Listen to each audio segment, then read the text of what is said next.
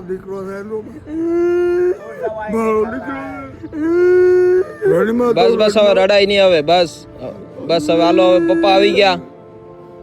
દના આવી ન ગયા પપ્પા તો પછી હે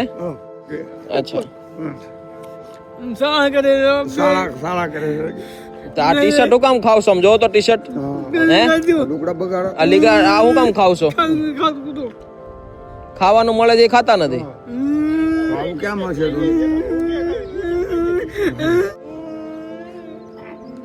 આ ભાઈ પાસે એકદમ રેડી છે એને કાંઈ ચિંતા નથી પહેલે થઈને જ પોટ પર ચિંતા નથી કરતો એને કાંઈ નથી ડુંગરમાં કે નદીએ ગમે ને બેસી રહે એ કોઈ ઉપાધિ જ કરતો નથી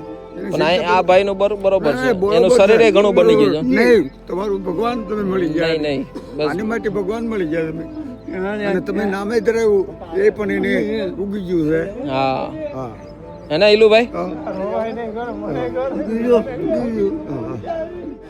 ભાઈ આપને બરકાવી લીધા છે મેં લેવા આવેલો છું તને તારા પાપા છું હું ચા પણ જઈએ આપણે ઘરે જ જવાના થઈએ આપણે ઘરે જ જવાના થઈએ હવે એક દીકરાને લેતા જાવ છો ને રે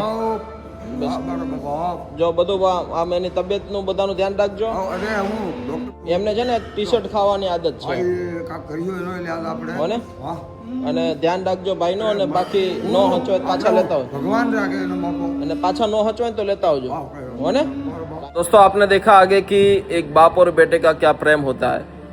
हर एक बाप अपने बेटे के लिए हमेशा तत्पर ही रहता है आज हमारे जो इलू भाई और उनके बड़े भाई जो दोनों भाई काफ़ी दिनों से सोशल मीडिया आश्रम में रह रहे थे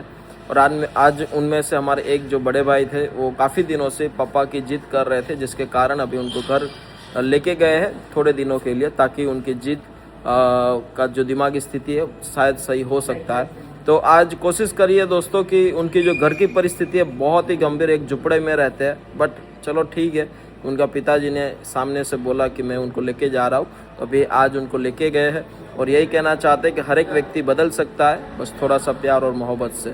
थैंक यू सो मच आप भी आइए सोशल मीडिया आश्रम हर एक प्रभु जी कोई ना कोई परिवार के साथ ही जुड़े होते हैं और काफ़ी सारे पेरेंट्स ऐसे हैं जो जानबूझ के नहीं आ रहे बट यही कहना चाहता हूँ कि आप सोचिए और कोई भी व्यक्ति आपका यहाँ आश्रम में रह रहा है तो इस बात का आप ख्याल रखिए thank you so much video को शेयर करना आपके सभी ग्रुप के अंदर थैंक यू